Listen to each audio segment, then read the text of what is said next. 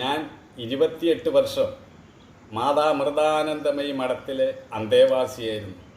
2025 April 1 എൻ്റേതല്ലാത്ത കാരണത്താൽ എനിക്ക് ആശ്രമം വിട്ട് പുറത്തു വരേണ്ടി വന്നു.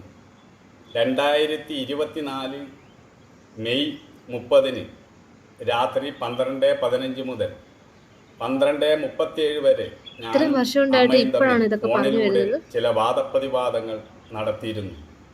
അതിൽ ഒരു കാര്യം ഞാനിവിടെ വിശദീകരിക്കാം. അതായത് ആശ്രമത്തിലെ ബ്രഹ്മചാരിണികളുടെ മാതാപിതാക്കൾ മരിച്ചിട്ട് അവരുടെ അന്ത്യകർമ്മത്തിന് പോകുമ്പോൾ ഒരു 10,000 രൂപയെങ്കിലും കൊടുക്കണം എന്നായിരുന്നു ഞാൻ അമ്മയോട് പറഞ്ഞത്. അത് കാരണമാണ് അമ്മ രാത്രി എന്നെ ഫോൺ വിളിച്ചത്. അപ്പോൾ അമ്മ ഫോൺ വിളിച്ച് പറഞ്ഞ കാര്യം ഇതാണ്: അങ്ങനെ ബ്രഹ്മചാരികൾക്ക് ആശ്രമത്തിൽ നിന്നും പൈസ കൊടുക്കാൻ നിയമമില്ല.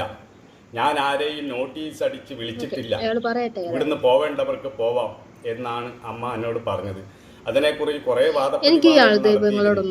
പിന്നെ ഒരു വർഷക്കാലത്തോളം ഏകദേശം 9-10 മാസത്തോളം എന്നെ പല രീതിയിലും പീഡിപ്പിച്ചുകൊണ്ടിരുന്നു. ഈ കാര്യങ്ങളെല്ലാം ആശ്രമത്തിലെ അന്തേവാസികൾക്ക് എല്ലാവർക്കും അറിയാവുന്നതാണ്. നമുക്ക് നോക്കാം ഇതൊക്കെ ഉള്ള കാര്യമാണോ ഇല്ലാത്ത കാര്യങ്ങളാണോ, ഇപ്പം ഏതാ എന്താ എന്നൊക്കെ നമുക്ക് വിശ്വസിക്കാൻ പറ്റാത്ത കാലമായിക്കൊണ്ടിരിക്കുകയാണ്. എന്നെ ഇവിടുന്ന് ശരിക്കും നടക്കുന്നതാണോ, ഒരുപാട് വിഷയങ്ങൾ വരുന്നുണ്ട്.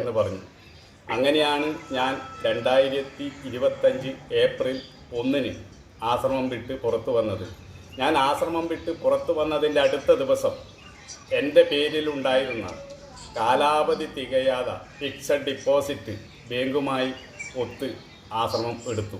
ശരിക്കും ഈ എൻ്റെ പേരിൽ മാത്രമല്ല, അങ്ങനെ അന്തേവാസികളുടെ 300 കോടി രൂപ 1-2 ബാങ്കിലായിട്ട് 9,000-ഓളം ഫിക്സഡ് ഡിപ്പോസിറ്റ് റെസീപ്റ്റും 6,000-ഓളം ബാങ്ക് ചെക്കും ഒപ്പിട്ട് ആശ്രമത്തിൻ്റെ അലമാരയിൽ വെച്ചിട്ടുണ്ട്. അതുപോലെ അന്തേവാസികളുടെ പാൻ കാർഡും ആധാർ കാർഡും എല്ലാം വാങ്ങി വെച്ചിരിക്കുകയാണ്.